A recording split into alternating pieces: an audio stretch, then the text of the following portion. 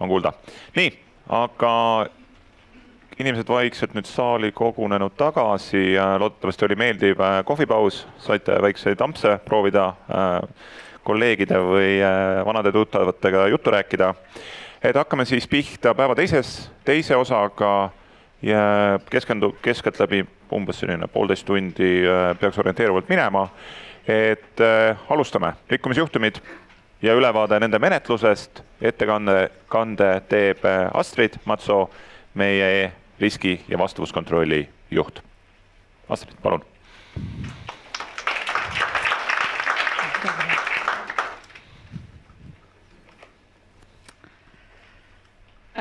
Tänu tere ka minu poolt, et mina olen Astrid ja ma olen Krediitinfo maksehäire tiimi kõige uusim liige, aga see-eest olen ma finantssektoris juristina tegev olnud juba palju aastaid, nii et päris mitmed teist teavad ja tunnevad mind ja mul on hea meel siin kõiki näha. Niisiis maksehäirete vahendamine ja maksehäireregister ei ole mulle võõrad teemad, nii et saan Krediitinfos tegutseda sellel lainel edasi. Ehk siis oma muude riski- ja vastavuskontrolli juhi teemade kõrvalt toetan meie maksehäireregistri tiimi sellise töölõiguga nagu rikkumisjuhtumid ja nende menetlemine, et suures osas on siis see protsess minu käes. Ja enne pausi rääkisidki Tanja ja Martin Krediitinfole laekuvate pöördumistega tegelemisest ja kuidas siis ka koostöö teiste turuosalistega on sealjuures väga oluline. Ja mina siis jätkan loogiliselt seda sama teemat ja miks ongi siis oluline rääkida ka nendest rikkumisjuhtumitest, ongi just see, et me saaksime koostöös siis nende rikkumiste arvu vähendada ja ehk siis ka püüda koostöös kaitsta eraisikute õigusi ja vabadusi paremini. Et nimelt pöörduvadki siis võlausaldajad meie poole tihtipeale taotlustega, et palun siis kustutada või muuta ebaõige maksehäirekirja. Paraku see niisama lihtne ei ole, nagu me oleme sellest aru saanud, sest et kui on tegemist ebaõige kandega maksehäireregistris, tuleb kaaluda ka seda, et paralleelselt võib tegemist olla rikkumisjuhtumiga. Ehk siis, mis on rikkumisjuhtum? Ma ei hakka siin juristina välja tooma rikkumisjuhtumi legaaldefinitsiooni, kuigi võib-olla väga tahaks, aga see ei ole tänase päeva teema, nii et ma räägin siis rikkumisjuhtumitest üksnes maksehäirete kontekstis. Ehk siis rikkumisjuhtumid on kõik sellised intsidendid, mis on seotud isikuandmetega seotud rikkumistega. Ja maksehäirete kontekstis on oluline just välja tuua, et lubamatult on saanud siis maksehäire avalikuks.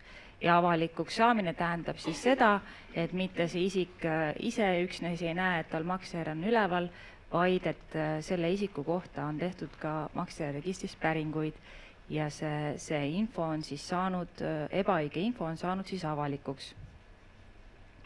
Ma loomulikult räägin teile ka edaspidi lühemalt pikemalt meie asutuses toimuvast rikkumisjuhtumite menetlemise protsessist, aga oma ettekandega ma soovingi just ennekõike tähelepanu juhtida sellele, et ebaõige maksehäire info avaldamine kujutab endast ohtu puudutatud andmesubjekti õigustele ja vabadustele.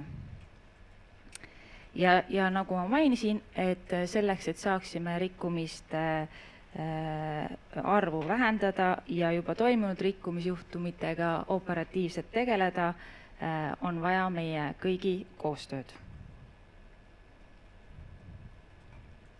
Nii, aga kui rikkumisjuhtum on juba aset leidnud ja ebaõige maksehäirekirja on siis maksehäireregistris kuvatud, siis tulebki silmas pidada ennekõike 3 andmetöötleja kohustust seoses rikkumisjuhtumitega. Et esmalt siis tulebki meeles pidada seda, et igasugune rikkumine, ka selline rikkumine, mille osas ei ole tehtud päringuid, aga registrisse on üles läinud ebaõige kirje, tuleb siiski dokumenteerida ja endale registreerida. Et edaspidi siis selliseid olukordi vältida, kus siis andmesubjekti osas läheb maksejäreleregistrisse üles ebaõige info. Teiseks siis tuleks kindlasti välja selgitada, kas see ebaõige info läks siis avalikuks või mitte, et maksehäirete kontekstis on seda kõige lihtsam viis selgeks teha, pöördudes siis meie poole, et meie arvame, et võis olla tegemist rikkumisjuhtumiga ja meie siis saame anda teavet, kas andmesubjekti osas on tehtud päringuid või mitte. Ehk siis, kui kolmas isik on pääsenud ligi teabele, mis ei ole õige, võis ta teha selle andmesubjekti suhtes valesid järeldusi, just nimelt järeldusi tema maksekäitumise osas, tema krediidivõimelisuse osas või üldse tema usaldusväärsuse osas. Et sellisel juhul on saanud tõenäoliselt andmesubjekti põhiõigused ja vabadused kahjustada või need on suures ohus ning andmesubjektile kas juba tekkis või siis võib tulevikus tekkida kahju ebaõigete andmete avaldamise tõttu. Ehk siis andmetöötleja teiseks kohustuseks on Andmekaitse Inspektsiooni teavitamine, ehk siis Andmekaitse Inspektsioonile tuleb esitada rikkumisteade ja seda siis 72 tunni jooksul peale rikkumise tuvastamist. Ehk siis jälle veel kord toonitan, et meie koostöö on väga oluline, et see oleks kiire ja ladus, et me koos siis jõuaks selle õigete andmetega teavituse, korrektse teavituse Andmekaitse Inspektsioonile 72 tunni jooksul edastada. Ja kolmandaks siis kohustuseks on meie maksehäirete kontekstis oluline ka andmesubjekti teavitamine, et tema kohta on ebaõigeid andmeid registris avaldatud. Ja see jääb suuresti võlausaldajate või andmete sisestajate kanda see kohustus ja seda nimelt sellepärast, et meil krediidiinfol ei ole kõikide võlglaste kontaktandmeid ja lähtudes siis meile tuttavast GDPR-ist tulenevast minimaalsusprintsiibist me ei soovi ka neid andmeid koguda ja edasi töödelda, et siis seda kahju andmesubjekti osas minimiseerida.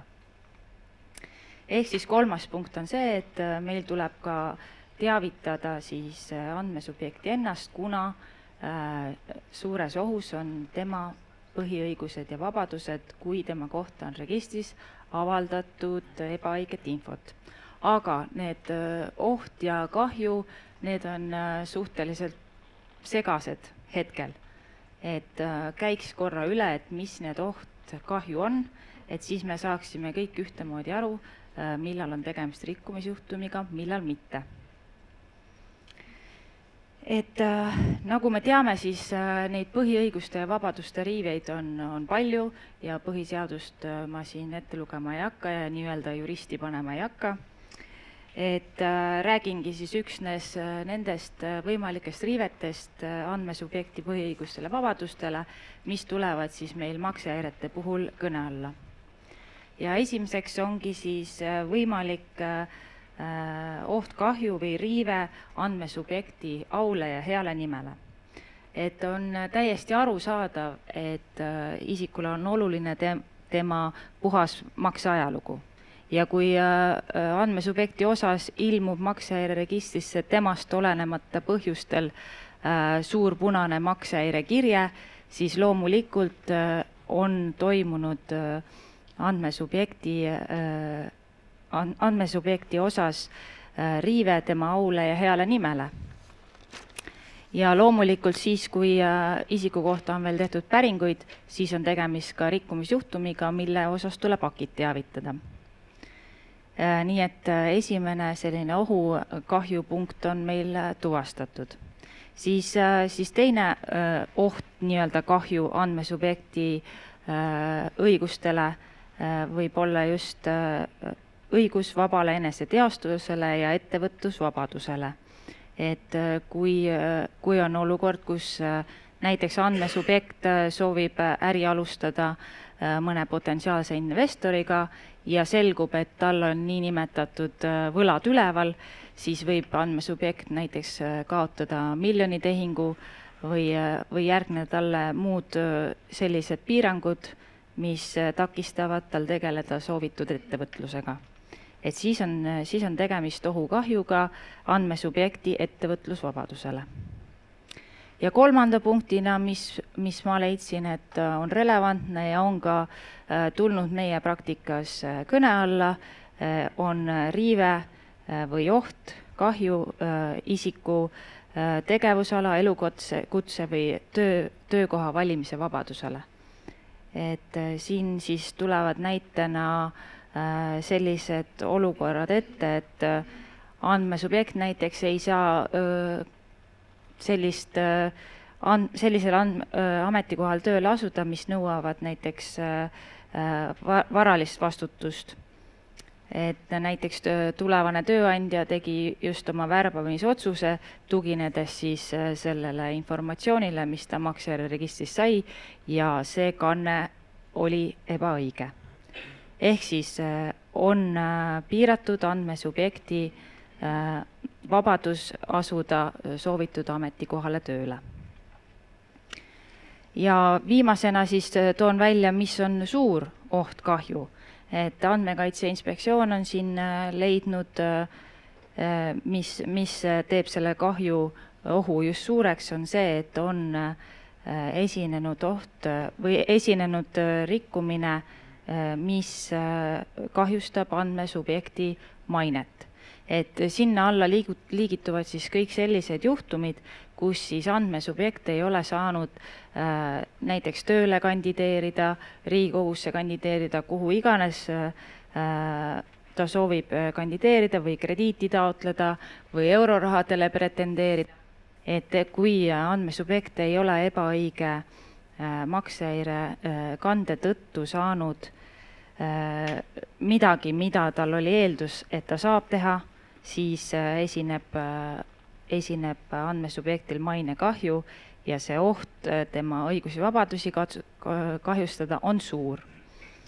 Nii et ma usun, et me kõik oleme siin üht meelt, et need näited, mis ma välja tõin, ilmestavad seda, et ebaõigete andmetega avalikustatud maksehäire omab nii tavalist ohtu kahju isiku õigustele ja vabadustele, kui ka siis suurt ohtu kahju isiku õigustele ja vabadustele. Ehk siis tegemist on ebaõigete kannete puhul rikkumisjuhtumitega. Siin, et oma näiteid veel ilmestada, ma olen välja toonud mõned punktid, mis on meie töös siis ka esile tulnud, millistel juhtudel võib olla siis tegemist rikkumisega, ebaõige maksejärje infoga.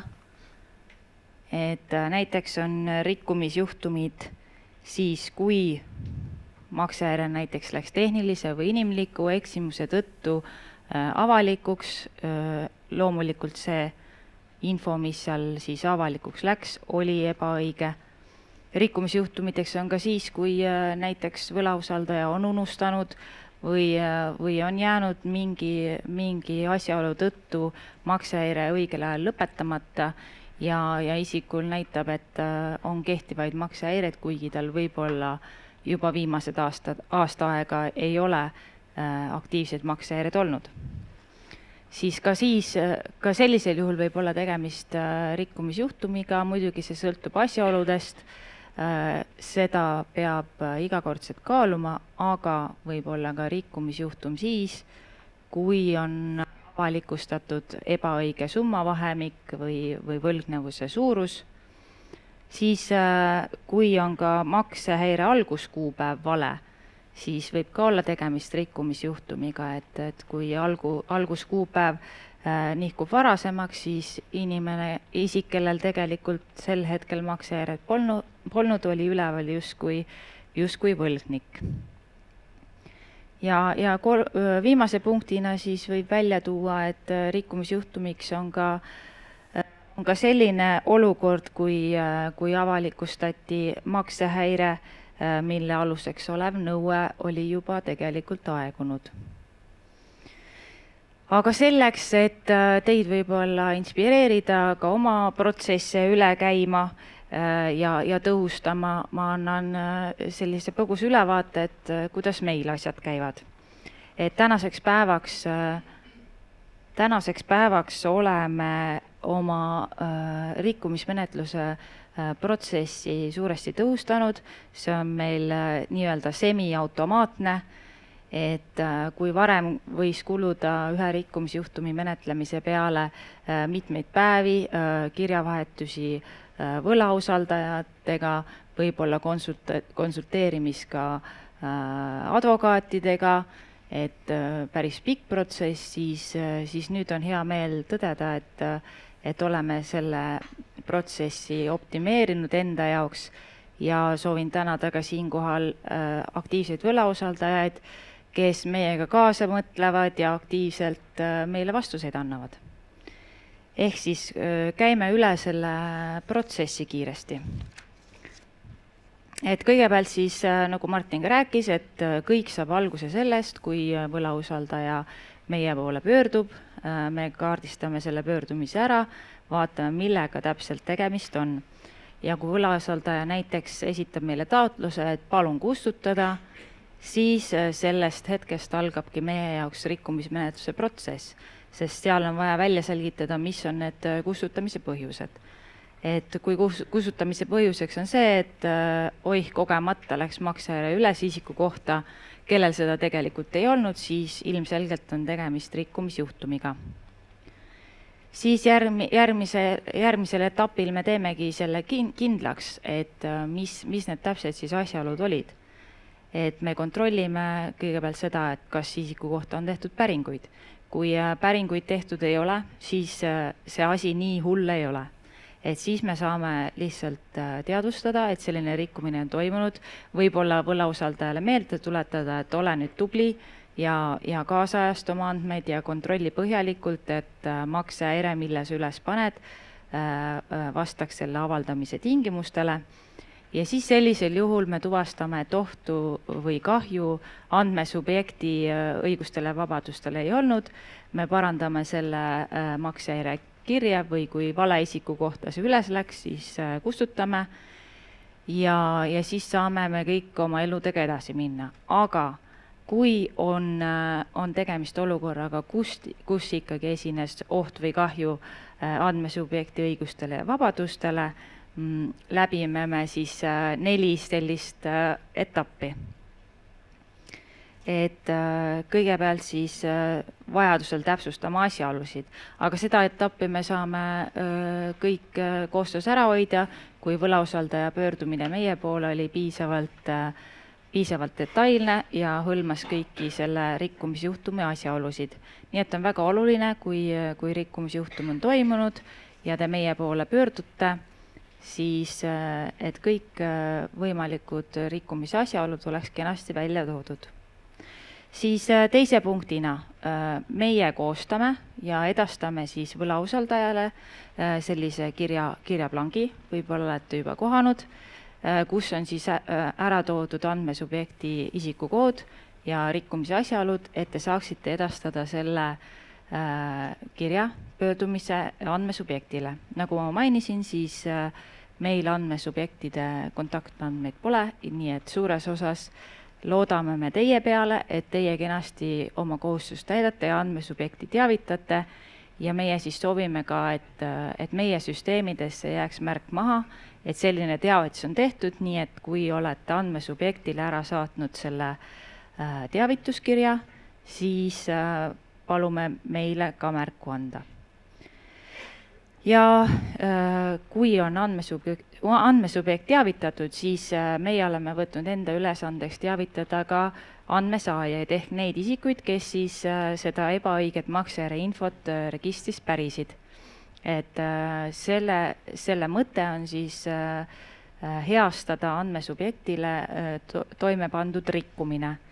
Ehk siis see andmesaajate teavitus ongi selline heastamismeede, ehk siis me saadame andmesaajatele kirja, et palun vaadake, et te olete teostanud päringu maksejärjeregistrisse sellel perioodil selle andmesubjekti kohta ja te võisite langetada ebaõige maksejärjeinfo tõttu mõne vale otsuse, kas krediidiotsuse, muu äriotsuse, mis siis kahandasid kindlasti selle andmesubjekti usaldusväärsust ka selle andmesaaja silmis.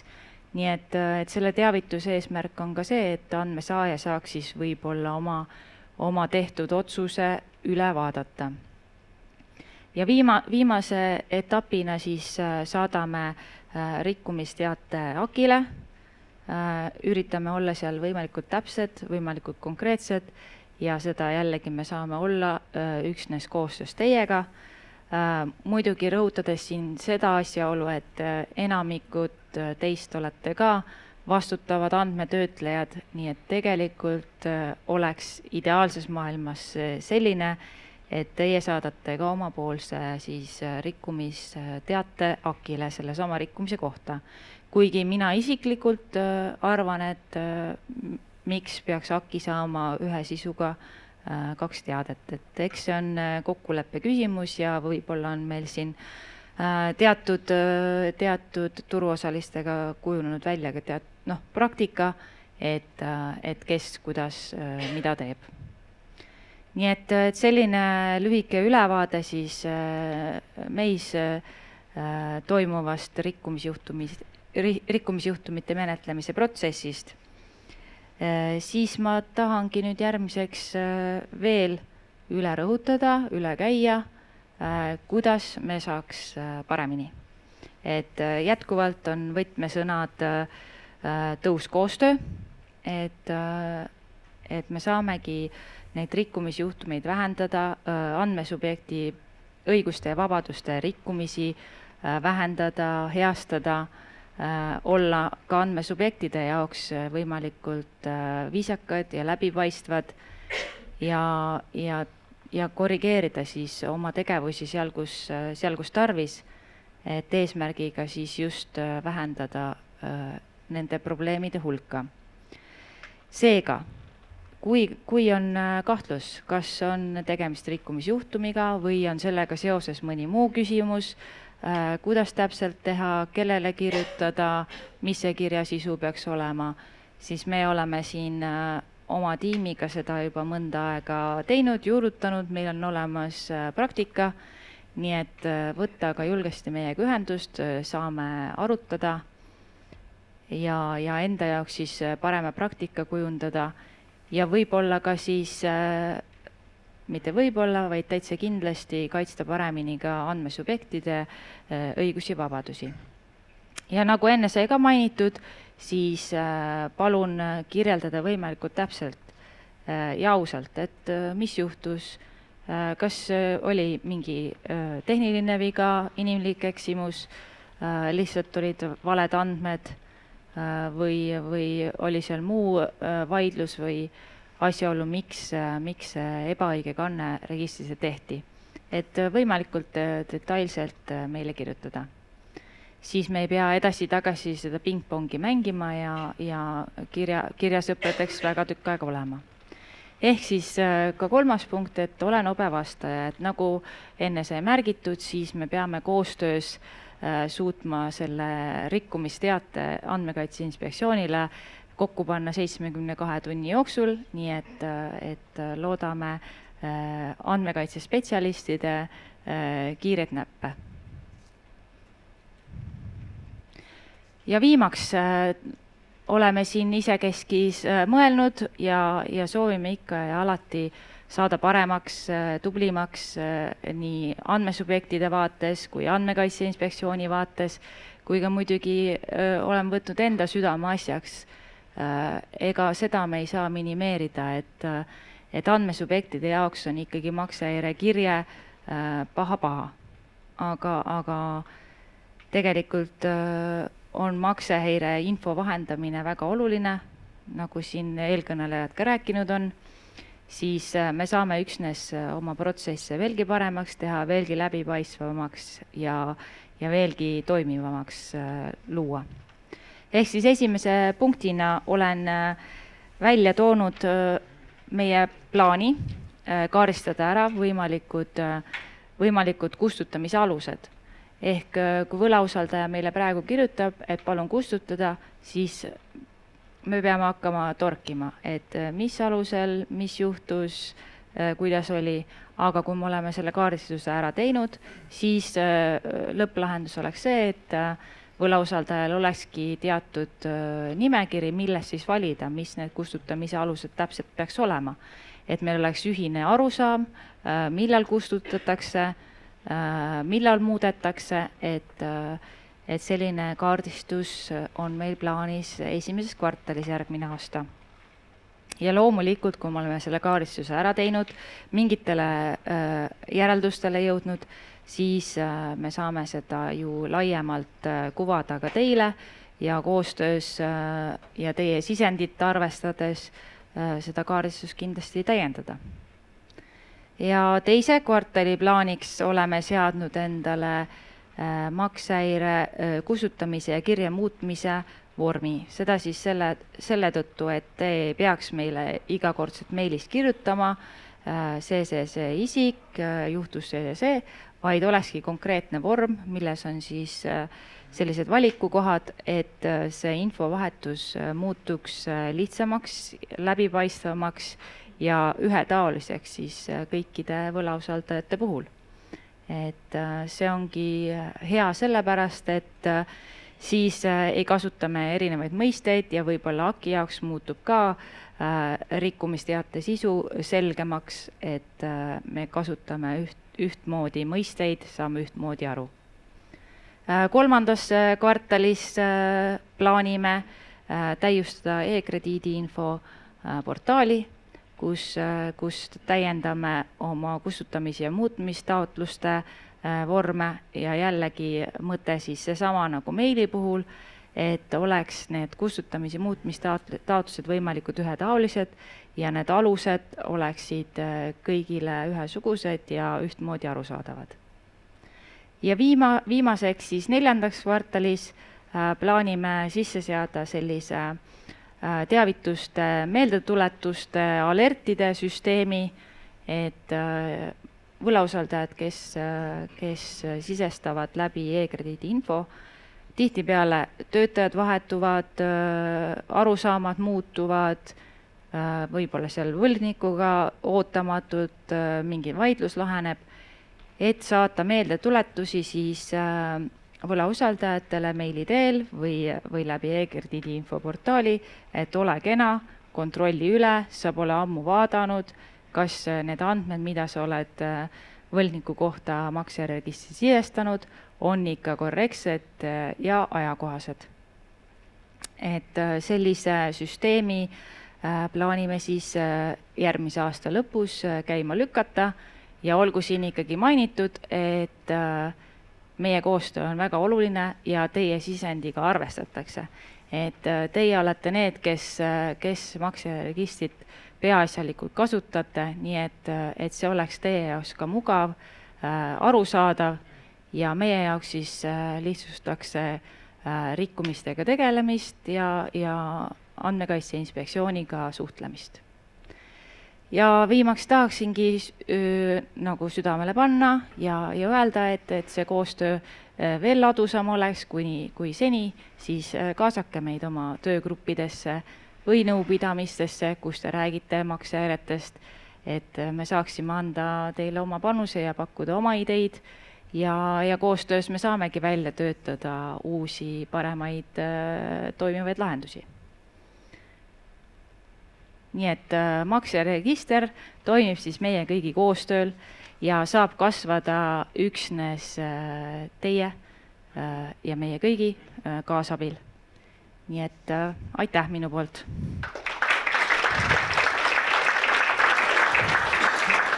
Nii, suur aitäh, Astrid, väga sisuka, meeleoluka ettekande eest. Ma vaatan küsimuste arvu, tundub, et see teema on see, mis saalis olijaid väga kõnetab. Et küsimusi on palju, kokku 11 küsimust juba mul. Aga enne kui ma küsimuste juurde lähen, minu enda küsimus, et kui sa vaatad neid rikkumisjuhtumi põhjuseid ja vaatad võib-olla trendi nii-öelda viimaste aastate jooksul, kas mingid põhjused on sinu või tüübid või põhjused on sinu vaates kasvamas või midagi, mis on viimastel aastatel nagu aktuaalsemaks tulnud või mida ma olen rohkem hakanud märkima või on mingisugune top, mida sa tahaksid saalile välja tuua? Jaa, väga hea küsimus, Elari. Et jaa, meil on olemas top, et nagu ma mainisin, siis kõik rikkumised tuleb endale kirja panna ja meelde jätta ja selle pinnalt sain teha sellise kerge statistika ja meie top on ikkagi see, number 1 probleemkoht on see, et maksehäire kirjed jäävad õigel ajal lõpetamata, muutmata, et sealt need peamised rikkumisjuhtumid ikkagi aluse saavad. Aga kui ma räägin nüüd trendidest, siis kindlasti on paraku üllataval kombel teema identiteedivargus. Et päris palju on juhtumisi, kus siis ikkagi kohtumenetluse tulemusena selgub, et on kasutatud ära siis isiku identiteeti ja võetud erinevad krediite siis teise isiku nimel. Et sellisel juhul on ilmselgelt tegemist rikkumisega, aga samas on tegemist sellise rikkumisega, milles ei ole ju süüdi võlausaldaja, et ega tema ei pidanud teadma, et võib-olla see, kes seal lepingu sõlmib, ei ole päris täpselt see, et siin tulevad välja muidugi erinevad faktorid, et võib-olla know your client on ju teemad, aga üldiselt võlausaldajat nii-öelda näpuga süüdistada ei saa, et siin ongi meievaheline koostöö hästi oluline, et teadvustame, et on toime pandud identiteedivargus, tegeleme selle rikkumisega nii nagu peab ja katsume siis võib-olla edaspidi olla oma protsessides tõhusamad ja järgida, kellega leping sõlmitakse ja et seal otsas oleks ka kõik korrektne. Nii, aga lähme siis saali küsimuste juurde.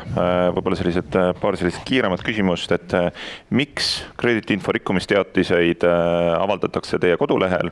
Piisaks ekslike andmete kasutajate teavitamisest, et mis põhjusel see kodulehe teavitus meil hetkel on, et miks me ei teavita ainult andmete kasutajaid? Ja, et Kristjan oskab selle paremini vastata, aga selle taust on, ütlen lühidalt ühe sõna, AKI. Ja ei, põhimõtteliselt ma võin kiiresti vastata, et miks me oleme neid teavitusi kodulehe kaudu on tehtud väga vähe ja see on üldiselt sellisel juhul, kui me edastame võlausaldajale palve, et teavitage andmesubjekti, aga võlausaldaja näiteks mingil põhjusel siis ei vasta meile antud tähtaja jooksul. Jah, see põhimõtteliselt ongi või siis ütleb, et me ei teavita andmesubjekti. Need on väga vähe, on neid juhtumeid, aga sellisel juhul me oleme pannud kodulehele siis sellise tingimusega, et nii sellest hetkest, kui võlausaldaja andmesubjekti tegelikult teavitab, et siis me võtame selle kodulehelt maha. Või siis on sellised juhtumid, kus on mõnikord ikka juhtub, on selline lai juhtum, kus on puudutatud andmesubjekte on väga palju. Siis selliseid andmesubjekti teavitusi saata võtaks võib-olla 1 või 2 aega, kui järjest sellega tegeleda. Et sellistel juhtudel on võib-olla kuluefektiivsem teavitada kodulehe kaudu. Aitäh! Nii, siis järgmine küsimus, et kas andmesubjekti tuleb teavitada, kui ta kriminaalmenetluse raames on sellest juba teadlik? Ehk kriminaalmenetlus on käimas, ta on sellest teadlik, kas me peaksime andmesubjekti veel eraldi teavitama nii-öelda meie vaates? Ja minu hinnangul, kui ikkagi on rikkumine toimunud, et siis peaks nii-öelda järgima neid 3 sammu. et katsume kõik ära täita, et siis andmetöötleja on oma kohustused nagu täitnud. Et me ei saa olla kindlad, kas ta ikka teadis, kui palju ta teadis, et kindlam on ikkagi see andmesubjekti teavitus ka ära saata.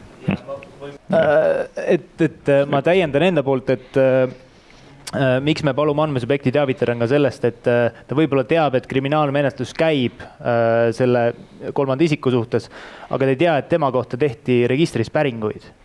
Ehk siis see suur oht ja kahju selles andmekaitsealases küsimuses tekib sellest, kui tehti neid päringuid. Et sellest ei pruugi teadlik olla, sellepärast me palumegi teavitada andmesubjekti ka. Nii, aga nüüd on võib-olla kaks küsimust sellised sarnase teemaga, et ma võib-olla loen need mõlemad ette. Astrid, sa mõne sõnaga juba natuke rääkisid. Kui isikuandmeid on kuritarvitatud ja kolmas isik andmesubjekti nimel laenu võttis, siis rikkumisjuhtum on küll toimunud ja peame sellest akiti andmesubjekti teavitama. Aga me saame aru, et meie võlausaldajana ei ole rikkumises süüdi. Kuidas see on? Et see on, nagu sa ütlesid, et see ei ole võlausaldaja süü, aga see on rohkem nii-öelda koostöös, kus me peame koostöös selle olukorra läbi käima, koos teavitama, et siin ei ole võib-olla süüdlase otsimine, vaid korrektne protseduuri järgimine. Ja, et just, et selleks, et olla nagu võimalikult korrektne, ka AKI silmis vastutustundlik andmetöötleja, et siis samamoodi, et me keegi ei otsi süüdlastega, näpuga ei näita, aga koostöös oleks ikkagi vajalik see rikkumisteade esitada ja selle rikkumisjuhtumiga tegeleda nii, nagu see isikuandmete kaitse üldmäärus ette näeb. Et käime kõik need 3 sammu läbi, et siin ei olegi oluline, et tegelikult võlausaldaja süüd ei ole. Siis selline natuke konkreetsem tehnilisem küsimus. Millal muutub pettuse korral maksehäire ebaõigeks? Kas kriminaalmenetluse alustamisest või kohtuotsuse jõustumisest petturi osas? Siin ongi nüüd niimoodi, et kui kriminaalmenetlust algatatakse, siis me saame võlausaldaja teavitusel märkida selle konkreetse maksehäire kirje vaidlustatud staatusesse. Kui aga nüüd tuleb kohtuotsus, et tegemist on identiteedivargusega, pettusega, siis me saame selle maksehäire kustutada isiku alt, kellel seda tegelikult ei olnud. Et enne kriminaalmenetluse algatamine ei tähenda seda, et see isik, kes väidetavat laenu ei võtnud, seda lõppkokkuvõttes ikkagi ei teinud. Et üksnes avalduse esitamine politseisse ei tingi seda, et me maksehäire kirje kohe kustutame. Et siis me saame märkida vaidlustatud staatusesse ja saame jälgida, et mis selle kohtumenetluse lõpus siis saab. Kui võlglane ise aegumisele ei viita, kas siis on maksehäire avaldamine lubatud? Näiteks pluss 6 kuud kauem kui 10 aasta täitemenetluse kuupäevast?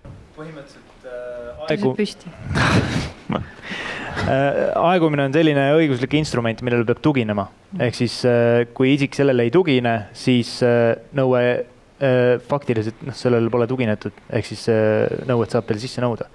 Et kui isik on nüüd tuginenud sellele, siis on see nõue aegunud, sellele on tuginetud ja seda ei tohiks enam siis kehtivas staatuses üleval hoida. Äkki ma jään siia ette siis. Võid siia, Kristjan jääda. Nii, järgmine küsimus. Kui maksehäire kustutamine toimub ülemäärase kahjustamise alusel, siis kas see on ka rikkumine? Ei. Ülemäärane rikkumiste alustest Astrid juba rääkis. Ülemäärane kahjustamine on midagi, mida hinnatakse alates sellest, kui andmesubjekt teeb vastuväite. Siis me hindame seda ülemäärast kahjustamist, leiame, et on tehtud, võtame maha, see pole rikkumine. Aitäh. Võib-olla siis statistikat, et ikka numbreid ka päeva teises pooles oleks palju AKI rikkumisteateid meie see aasta juba teinud oleme? See aasta on 53 selle nädala seisuga. Nii et selles suhtes, et aitäh koostöö ees ka, et me olemegi tuvastanud, teavitanud ja heastanud siis täpselt 53 rikkumisjuhtumit. nii, aga meil on 2 küsimust veel, mis Kristjani osas tuleb välja, me küsime need siis. Ja siis on 1 küsimus, mis on päris pikk, et me võib-olla kirjalikult selle platvormi kaudu saame siin vastuse või Kristjan, tahad sa või loeme selle ette? Ma praegu, ma loen seda. Et see just tuli. Et ma ei tea, kas me suudame ette lugeda, et ta nii selge ja arusaadav või vastame kirjalikult? Saame mõelda minu osa lõpus vastamisele või siis kirjalikult, et vaatame küsimuse üle. Nii, aga aitäh. Suur aitäh, Astrid!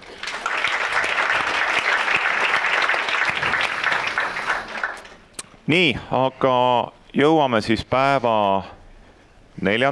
ettekande juurde. Kristjanit te paljud olete juba siin ees näinud, ehk siis Kristjan Nõmmik, Kreditinfo Eesti õigusjuht ja andmekaitsespetsialist ja hakkab rääkima meile suundumused andmekaitses ja nende tasakaal makromajandusega. Nii, palun Kristjan. Ja, tänud.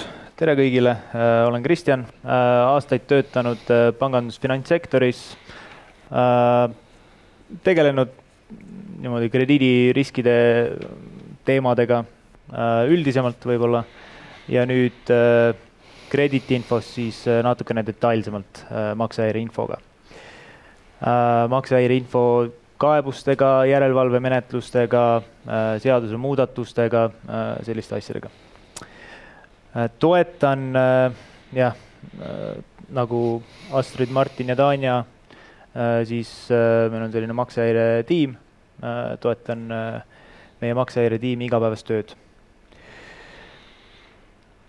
Ja. Nii. Räägime AKI-st, Andmekaitse Inspektsioonist. Et AKI on aastaid olnud tugev partner andmekaitse teemadel. Nad aitavad tagada isikute vabaduste ja õiguste kaitse. Ja selles mõttes meil kõigil on tegelikult eesmärk kaitsta isikuandmeid. Samal ajal me peame kaitsma ka makromajandust ja seal nende kahe vahel tegelikult me peame leidma mingisuguse tasakaalu. Me oleme tähelepanu viimastel aastatel, et AKI rõhk või tähelepanu maksehäireinfo sellisele sektorile on tõusnud. Ja tõusnud on ta sellised näited nagu 2022 oktoober tuli uus maksehäirete juhend. Selle juhendi protsessis meie teada küll küsiti turuosalistelt tagasisidet, kuid muudatusi juhendi esialgsesse projekti suuresti ei tehtud. Ja turuosaliste jaoks olid mõned suundumused olid ootamatud. Ja kuna turuosalistel tegelikult oli palju tagasisidet, siis 2023 tuli maksehäirete juhendi POL 2 projekt kommenteerimisele. Me oleme olnud mitme järelevalvemenetluse adressaat ja siis ka maksehäirete juhendit kommenteerinud. Meil on pidev kontakt AKI-ga ja just nendest järelevalvemenetlustest ja juhendist me oleme tegelikult AKI poolt näinud selliseid ootamatuid suundumusi maksehäireinfo vahendajate poole. Ja nendest suundadest ma täna tegelikult tahangi rääkida. Ma teen kokkuvõtte nende rakendamisest ja rakendamise mõjudest. 3 peamist suunda. Esimene on see, et maksehäireinfo vahendaja peaks hakkama lauskontrollima siis maksehäire aluseks oleva võlgnevuse alusdokumente.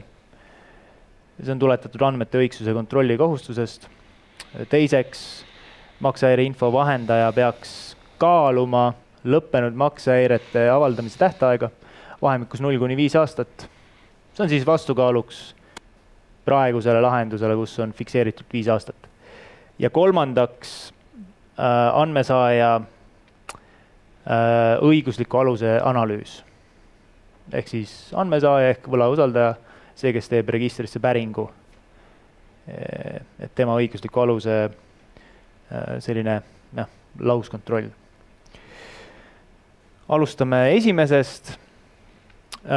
Kas maksehäire info vahendaja peaks lauskontrollima maksehäire alusdokumente? Selle suundumuse taga on iseenesest üllas eesmärk. Kaitsta andmesubjekti õigusi, vabadusi ja huve läbi selle, et maksehäire info on alati korrektne, kontrollitud, õige. Kui sellist suunda rakendada, siis paratamatult see mõjutab meie äri. Meie kõigi äri. Praegune lahendus toimib. Täna kontrollib maksehäire alusdokumente võlausaldaja, hoolitseb selle eest, et need oleksid õiged, korrektsed.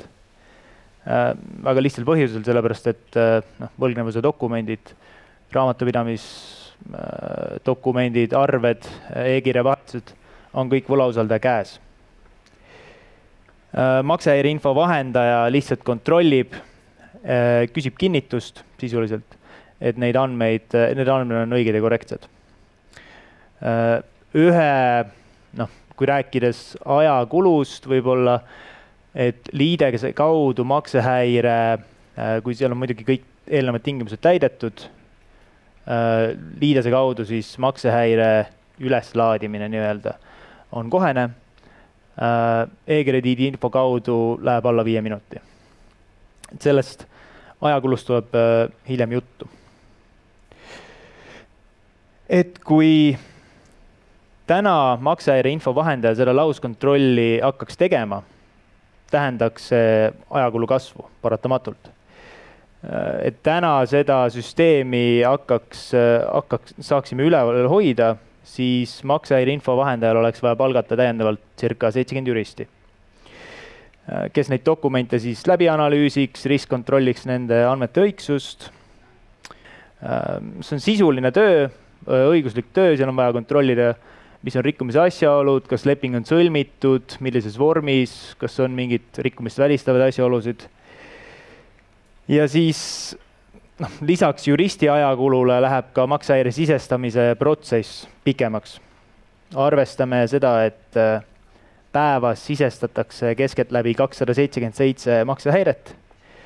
Ja kui seal läheb see ajakulu pikemaks, siis seesama võlgnik võtab juba, sisuliselt saaks võtta juba 1-2 uut kohustust selle ajaga.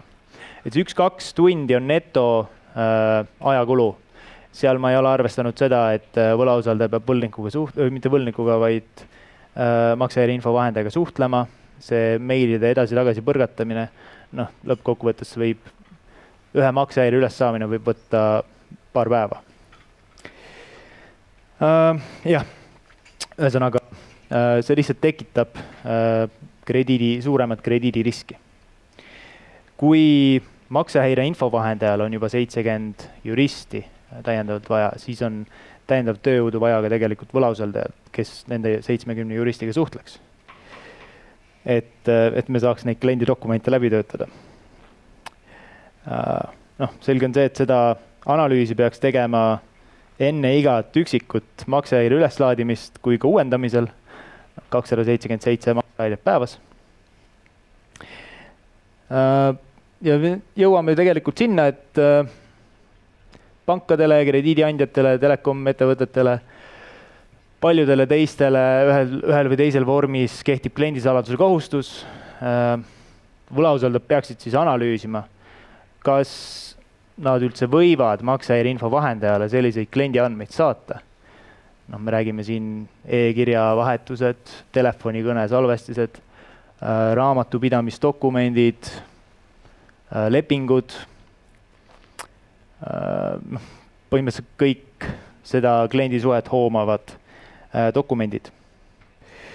Et sealt edasi peaks analüüsima, kas selline lauskontrolli nõue oleks üleüldse kooskõlas GDPR-i minimaalsusprintsiibiga, et oma eesmärgi saavutamiseks me töötleme minimaalselt dokumente läbi. ja noh, seal nagu kooskõlas mõtleme ka seda, et kui nüüd see lauskontroll rikub kliendi saladuse hoidmise kohustust, siis 100% pole võimalik seda lauskontrolli täita. Ja kui meil on 50-60% klientidest, kellele kohaldub see kliendi saladuse hoidmise kohustus, noh siis 50-60% me ei saa seda lauskontrolli täita. Ehk siis, kas ta täidab üldse oma eesmärki. Ja muidugi, kui see rikuks GDPR-i minimaalsusprintsiipi, siis poleks selle üldse võimalik teha. Meie eesmärk on järgida seadust. Kuna me oleme AKI-ga selles lauskontrolli osas eriarvamusel, siis otsustasime kohtusse pöörduda. Jah, meie hinnangul see lauskontroll ei ole majanduslik otstarbekas. Esimeses astmes oli kohus meiega ka nõus, aga noh, praegu on apellatsioonmenetluses on pooleli, et seda veel vaatame. Sellisest kohtumenetlusest on selge, et keegi sellest ei võida. Kindlasti täpsustab see andmete õigsuse kontrolli kohustust nii maksehäire info vahendaja kui võlausaldajate jaoks. Et noh, millises ulatuses me seda kohustust täitma peaksime. Kuidas edasi? Kohtumenetlus on meil pooleli. Nende tulemuste osas me hoiame teid kindlasti kursis. See mõjutab meid lõpuks kõiki. Praeguse protsessiga jätkame. See toimib. Maksehäire info aluseks olevaid võlgnevuse andmeid kontrollib võlausaldaja. Need andmed on tema käes. Maksehäire info vahendaja üksnes saab küsida kinnitust, et kas olete kontrollinud. Ja see toimib. Samal ajal, nagu ka Martin rääkis tegelikult, saame tagada kõik enda poolt selle, et me veendume, et need andmed oleksid õiged. Me kontrollime neid mitu korda. Vaidlusalaseid nõudeid me maksehäirena ei avalda. Ja nii edasi. Ja muidugi on juhtumid, kus inimliku või tehnilise eksimuse pärast need andmed ikkagi lähevad avalikuks, siis rikkumisjuhtumid, siis tegeleme nendega efektiivsemalt, nagu Astrid ka rääkis. Tal oli mitu ettepanekut, kuidas seda protsessi efektiivsemaks teha. Et jah, tegeleme nendega efektiivsemalt. Ja niimoodi saame koos tagada, et andmesubjekti õigused ja vabadused ja huvid saavad parema kaitse. Nii, ja siis teise punkti juurde, ehk siis lõppenud maksehäire avaldamistähtaja kaalumine. Jah, kas maksehäire info vahendaja peaks täna lõppenud maksehäire avaldamistähtaega iga kord kaaluma? Vastavalt siis asjaoludele. Või siis fikseerima selle 5 aasta peale. Praegune lahendus jällegi toimib. 5 aastat fikseeritult hoiame kõigi andmesubjektide maksehäiret lõppenud staatuses. Teadaolevalt enamikes Euroopa Liidu riikides ei pea seda tähtaega eraldi kaaluma. Võttes arvesse ka seda, et maksehäire info on masstöötlemist võimaldav andmekogu. See on alati fikseeritult määratud, olenevalt siis riikidest, kas seaduse või turupraktikaga. Olgu see siis 5 aastat või 7 aastat. Näiteks Leedus meie grupi ettevõte Credit Info Leedu säilitab neid andmeid siis või avaldab neid lõppenud staatuses 10 aastat. Sest niimoodi on turul lihtsalt praktika, et seal seda seadusega reguleeritud ei ole. Ja muidugi me ei tea, mida teised Leedu turuosalised teevad. Aga jah, AKI suunab maksehäire info vahendajaid siis igakordselt avaldamise tähtaega kaaluma. Vahemikus 0-5 aastat. Ja piltlikult öeldes me lõpetame aastas 90 000 maksehäiret. asjaolud, miks me peaksime nüüd lõpetama üht või teist maksehäiret, need tulevad siis üldiselt võlgniku käest. Ei hakka siin ilustama, need asjaolud tulevad tavaliselt sellised, et mul on 3 last, mul on raske tööle saada, sellised inimlikult rasked raskused, eks, täiesti arusaadavad. Aga siis peaks, kui me 90 000 häiret aastas lõpetame, siis kõik võlgnikud peaksid meie juures jutul käima. Nali naljaks pakume neile teed ja kohvi, küpsist ja nad saavad siis arutada, et miks näiteks nende tähtaeg peaks olema 1 aasta 2 kuud. Miks peaks kellegi tähtaeg olema 2 aastat 3 kuud ja 24 päeva. Et sealt nagu meil ongi vaja aru saada, milline isiklik sündmus selle võlgnikuga seoses võtab tähtajast maha näiteks 6 kuud. Kui palju on avaldamise tähtaeg siis, kui võlgnikul on 3 last, 4 last, 5 last? Kui inimene ütleb, et ta ei saa tööle, kas me siis helistame tööandjale, potentsiaalsele tööandjale ja küsime, et miks see võlgnik tööle ei saanud? Et saame kontrollida, sest et seda infot peab saama kontrollida. Mis saab siis, kui me need maksehäired võtsime varem maha? Kas nende võlgnike maksekäitumine muutub? Kuidas see mõjutab potentsiaalsed võlausaldajaid? Et kui potentsiaalsel võlausaldajal on õigustatud ootus, et 5 aastat avaldatakse ja tegelikult avaldatakse 6 kuud, et siis kuidas see mõjutab, et see võlausaldaja ei näe tegelikult selle 5 aasta jooksul seda maksehäiret? Kuidas see mõjutab meie otsuseid, krediidiotsuseid? AKI on iseenesest väga empaatiline võlgniku suhtes. Need on inimlikud raskused tegelikult. Meie saame ka sellest inimlikult aru. Ja tahamegi öelda, et maksehäire tegelikult ei ole karistus. See on meede krediidivõime hindamiseks ja objektiivseks hindamiseks. Nii AKI-l, võlausaldajatel, maksehäireinfo vahendajatel, kõigil on eesmärk tegelikult maksehäiret avaldada selliselt, et isiku andmeid võimalikult vähe kahjustataks. Isiku õigusi, vabadusi, huve kahjustataks võimalikult vähe. Aga mõistlik on siis isikuandmeid kaitsta tasakaalukalt ja võrdselt, arvestades ka meie teisi majandusvaldkondi. Ja et milline mõju oleks sellisel empaatilisel hindamisel meie makromajandusele? Kas selline subjektiivne hindamine teeb kellegi elu paremaks? Kui võlgniku maksekäitumine pole muutunud, siis kas on mõistlik anda talle parem krediidihinnang, et ta saaks täiendavad laenusid võtta? Kuidas me saame panna empaatiale ühelaadseid tingimusi?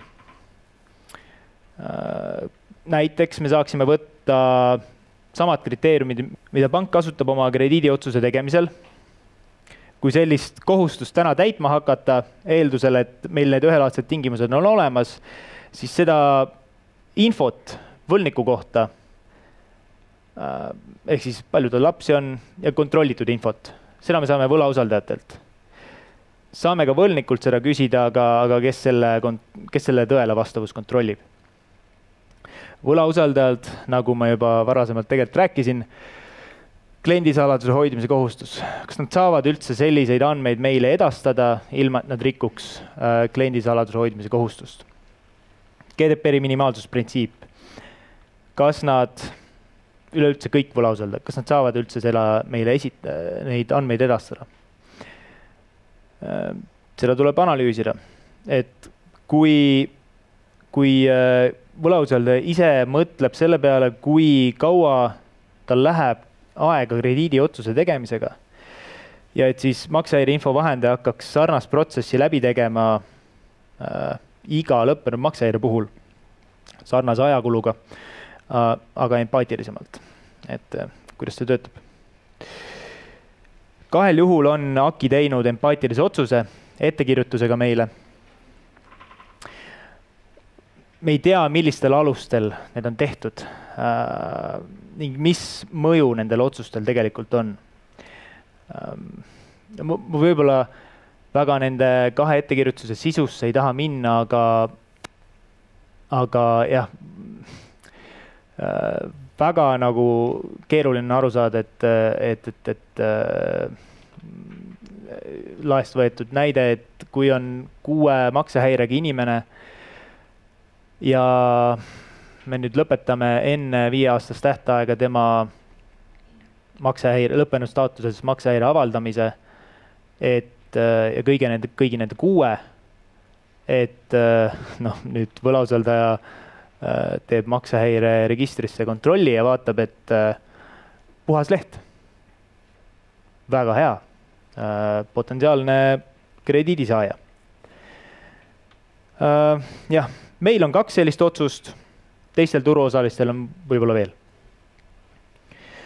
Jällegi, sellise tähtaja kaalumise osas me oleme AKI-ga eriarvamusel ja otsustasime seda kohtus täpsustada. Hetkel on menetlus pooleli. Tulemuse osas hoiame teid kindlasti kursis. Jällegi mõjutab meid kõiki. Praegune lahendus toimib. Jätkame sellega. Ja meie eesmärk on tagada selline maksehäirete massi ühtlane kvaliteet ja võimaldada võlausaldajatel hinnata isiku krediidivõimet ja muud sarnast usaldusväärsust. Ja kui me seda tähtaega hakkaks igakordselt kaaluma, siis meie hinnangul see ei tagaks seda, et maksehäire andmed oleksid ühtlase kvaliteediga või et need võimaldaksid siis objektiivselt või adekvaatselt hinnata krediidivõimet iga kord. Meie hinnangul on avaldamise tähtajaks fikseeritud 5 aastat. See on ka seaduses ette nähtud. Ja nagu ma enne rääkisin, siis see tagab võlausaldajatele ka õigustatud ootuse, et lõppenud maksehäired on alati võimalik 5 aastat näha. Ja nüüd 3. punkt, 3. suund, et maksehäire info vahendaja siis analüüsiks andmesaaja õiguslikku alust. On tuletatud õigusliku aluse kontrolli kohustusest. Jällegi väga üllas eesmärk. Kaitseme isikuandmeid ja andmesubjektide õigusi, vabadusi ja huve selle läbi, et see info ei jõuaks nende inimesteni, kellel tegelikult ei ole mitte mingit põhjust seda infot saada, õiguslikku alust. Kui seda õiguslikku aluse kontrolli rakendada täna, siis see mõjutab meie kõigi äri. Jällegi. Praegune protseduur näeb ette, et andmesaaja iseseisva vastutava töötlejana hoolitseb selle eest, et tal on õiguslik alus olemas info pärimiseks. Maksehäire info vahendaja küsib üksnes kinnitus selle kohta.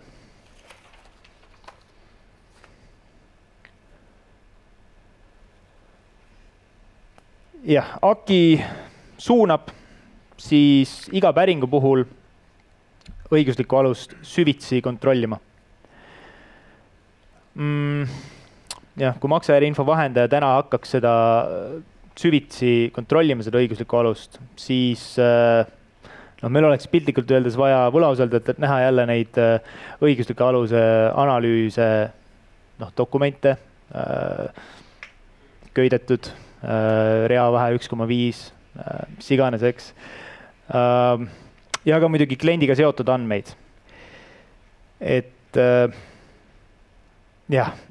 lihtsalt ette krediitiinfo hakkab siis kohtulikult analüüsima panga õiguslikku alust ja hindama, kas tema õigusliku analüüsi dokument on piisavalt põhjendatud või mitte ja kas me siis anname selle üksiku maksehäire info või mitte.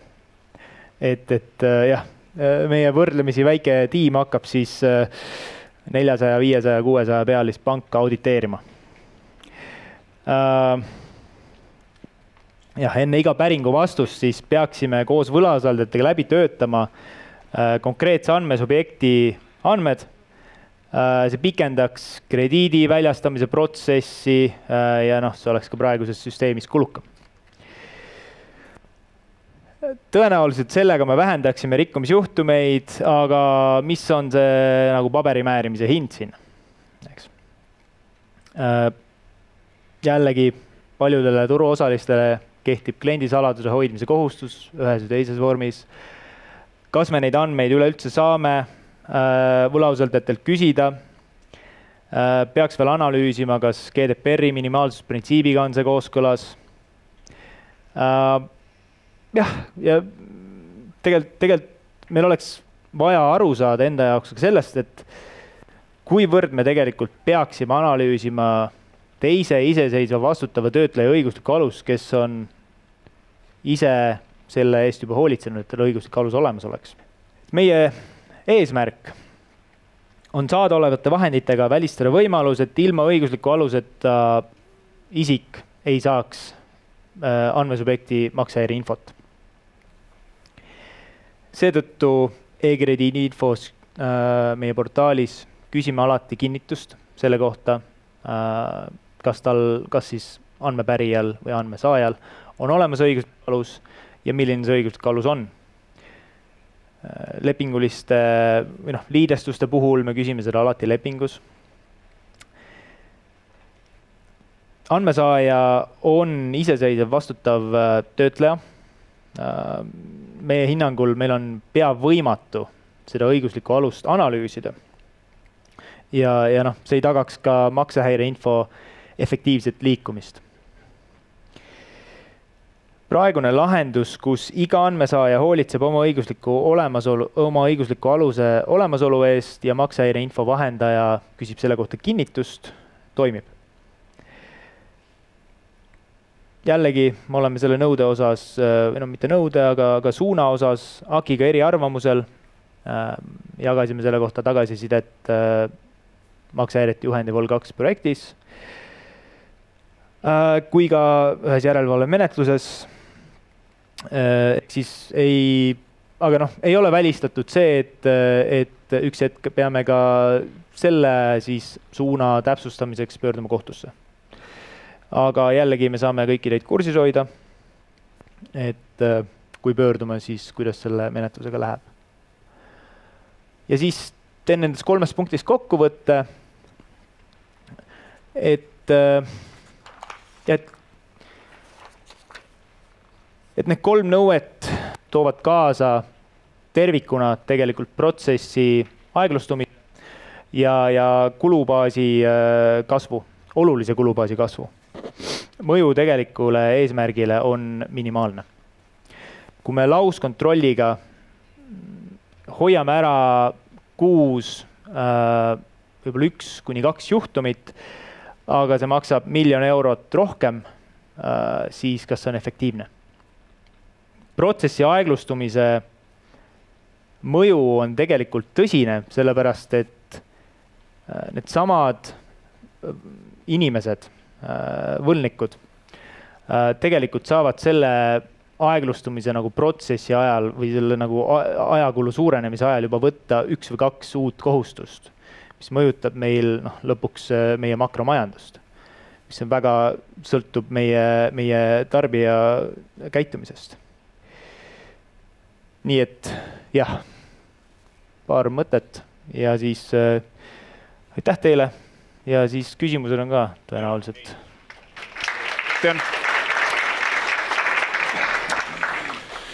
Jällegi see teema tundub, et on selline teema, mis inimesi köidab, küsimusi jälle tuleb aktiivselt, siis tuletan meelde, et see äpi kaudu veel küsimusi saab esitada. Ma alustan, Kristjan, kõigepealt enda küsimusega, et andmekaitse teemad ühiskonnas on kasvamas, relevantsemad, soovime eraisikute andmeid rohkem kaitsta. Kas on mingisugused valdkonnad välja tuua, mida me saaksime meie hinnangul teha, et seda eraisikute õigusi ja vabadusi paremini kaitsta või on juba meil mingid arendused plaanis, kuidas me selles valdkonnas soovime nii-öelda Andmekaitse Inspektsiooni juhendi valguses oma protsesse parandada? Aitäh, Elari. Ja selles mõttes Astrid rääkis, kuidas meil on võimalik teha rikkumisjuhtumitest teavitamist, kuidas me saame nendega efektiivsemalt tegeleda. See kindlasti tagab selle, et andmesubjekte vähem kahjustada. Martin rääkis sellest, kuidas me saaksime, Martin ja Tanel rääkisid sellest, kuidas me saaksime tegelikult veenduda, et andmete õigsus oleks rohkem tagatud. Astridil oli siin põhimõtteliselt terve 2024 oli juba kvartaalselt välja näidatud, mis eesmärgid on rikkumisjuhtumite jaoks. Et see kõik tegelikult tagab selle, et me saaksime paremini andmesubjekte kaitsta. Aitäh, Kristjan. Nii, käime siis mõned saalist tulnud küsimused üle. Kuidas suhtute AKI seisukohale, et alla 100 eurosed võlgnevused peaks maksejärjeregistrist eemaldama? See on väga hea küsimus, see on intrigeeriv küsimus.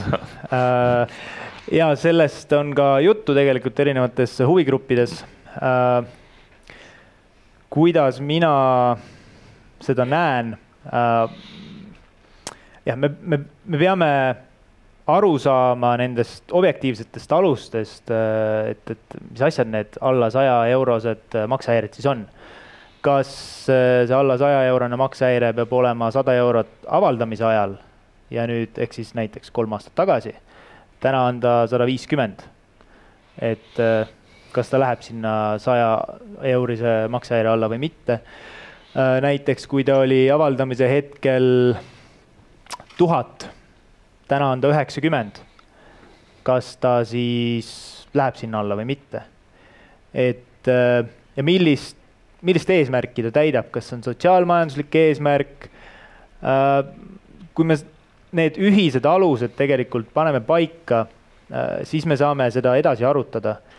Aga jah, praegu ma saan aru, AKI teeb nii-öelda researchi selle osas, et kui mingi arutelu mingi hetk tekib, siis me saame ju need alused ja kriteeriumid paika panna. Siis kriteeriumitega jätkates, kas krediitinfo plaanib luua reegleid lõppenud maksejärjete avaldamise osas, kui maksejärje makssumma on alla 50 euro, kestus alla 6 kuu, siis on lõppenud, siis lõppenud maksejärjed avaldatakse vaid kuni 1 aasta, tingimusel, et isikul ei ole teisi aktiivseid lõppenud maksehäired. Siin on võib-olla see küsimus, et kas me hakkame tegema selliseid reegleid, kriteeriumeid, millele me vastamisel hakkame mingisuguseid erandkorras tegevusi, usutamisi ja lõpetamisi tegema? See oli üks nendest punktidest, üks suundumustest, kuhu AKI üritab maksehäire info vahendajaid siis suunata. Minu meelest on seda väga hea täpsustada hetkel kohtus. Kui me tahame võimaldada maksehäire info kasutamist ühiskonnas, krediidiriskide hindamist selle kaudu, siis meil peavad olema masstöötlemist võimaldavad kriteeriumid. Hetkel meil neid ei ole. Ehk siis nagu ma rääkisin, et 90 000 maksehäiret lõpetame aastas, kas me siis kutsume kõik need võlnikud enda juurde ja räägime nendega juttu. Sellised juhud, kus võlausaldaja hinnangul sellegi poolest on võlausaldaja hinnanud, et kahjustab ülemääraselt. Absoluutselt võtke ühendust. Selles mõttes te olete iseseisev vastutav töötleja. Kui teil on, me usaldame teie analüüsi. Kui te leiate, et me ei peaks 5 aastat avaldama selle näite puhul, siis andke meile teada ja me järgime selles mõttes teie juhiseid. Aitäh! Kas krediitinfol on endal plaanis koheselt anda võlausaldajatele ka infot tehtud päringute kohta, et võlausaldaja saaks asjaolusi hinnata täiendava küsimiseta? Et siin on nagu küsimuse mõte see, et kas võlausaldajad saaksid automaatselt kuidagi liidese kaudu või mingit päringut tehes kaudu päringute infot, et nad saaks kohe hinnata oma... See on siis rikkumisjuhtumiga seotud küsimus? Ma arvan, et jah, see on rikkumisjuhtumitega seotud küsimus. Selle osas ma võin nii palju öelda, et meil on AKI-ga väga palju olnud suhtlus sellel teemal. AKI arusaam on see, et teavitamiskohustus rakendub siis, kui on tehtud üks päring või enam. Ehk siis meie palume andmesubjekti teavitada ja AKI-t teavitada alati siis, kui on vähemalt üks päring tehtud. Ja see on meie jaoks juba see oluline kriteerium. Me ei palu teil teavitada andmesubjekti või AKI-t siis, kui päringuid pole tehtud. Sest et seal on rikkumisjuhtum iseenesest, aga need andmed ei ole saanud avalikuks. Ehk siis keegi pole neid pärinud. Andmesubjekti õigused ei ole saanud kahjustada. Kas teil on näidisnimekiri asjaoludest, mis ülemääraselt kahjustavad klienti? Noh,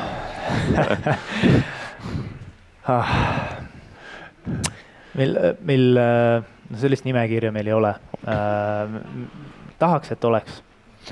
Aga tõesti, need 2 juhtumit ettekirjutuses AKI pidas sellisteks asjaoludeks näiteks, et inimesel oli 3 last, ta ei saanud tööle.